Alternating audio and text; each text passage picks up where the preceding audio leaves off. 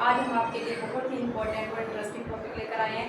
तो आज का जो हमारा टॉपिक है वो है इंट्रोडक्शन टू अकाउंटिंग। अकाउंट्स होता क्या है, चलो सिंपल से एग्जांपल से देखते हैं अकाउंट्स होता क्या है।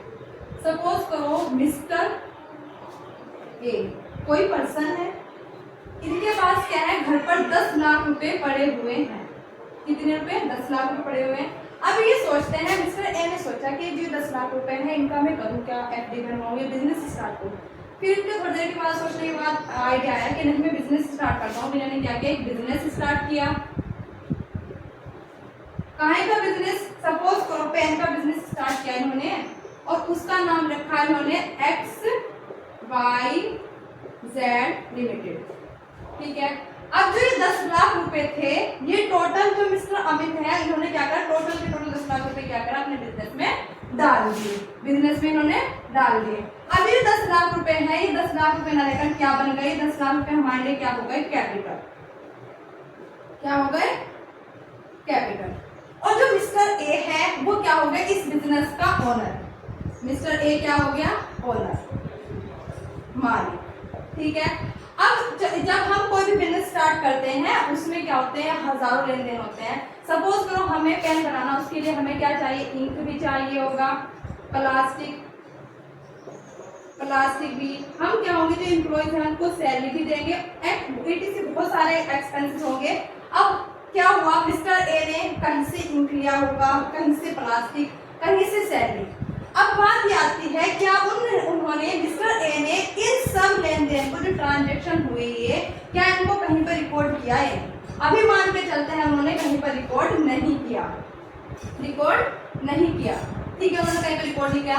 अब उनका बिजनेस अच्छा चल रहा है, 1 साल के बाद कोई बंदा आएगा और पूछेगा कि भाई बताओ मुझे तुम्हारे बिजनेस में कितना फायदा हुआ। अब जो मिस्टर ए है वो सोच में पड़ गए कि भाई मैं कैसे बताऊं कि मुझे कितना प्रॉफिट हुआ, ये कितना फायदा हुआ, कितना नुकसान हुआ।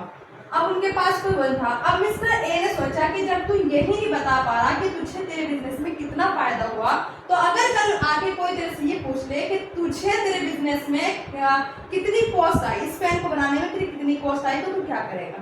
अब क्या हुआ, यहाँ पे क्या हुआ, अकाउंटिंग की नीड हुई, जरूरत पड़ी हुई अकाउंटिंग की। अब उन्होंने क्या करा, अब उन्होंने सोचा कि हाँ क्यों ना मैं अकाउंट्स बनाऊं। उन्होंने क्या करा, अकाउंट्स बनाना स्टार्ट किया।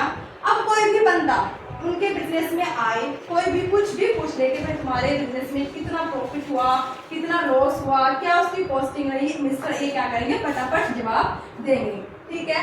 अगर हम अकाउंट्स बनाते हैं, सपोज करो हमने इंक लिया, इंक हमने मुंबई से भी लिया, अहमदाबाद से भी लिया, हैदराबाद से लिया, सारे में सब नहीं किया।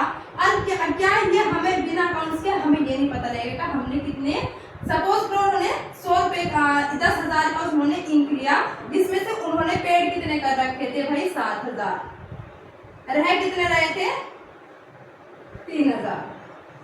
अब अकाउंट्स बनाने से उन्हें यह भी फायदा है कि उन्हें पता लग जाएगा कि भाई उन्होंने कितने का माल परचेज किया क्रेडिट और कितने का हुआ कैश में। ठीक है, इतना आपको समझ आ गया। हम बात करते हैं डेफिनेशन ऑफ अकाउंटिंग। क्या होती है definition of accounting? Accounting is a process of identifying financial transactions, measuring them in monetary terms, recording them in primary books, classifying, summarizing, analysis, interpreting and communication.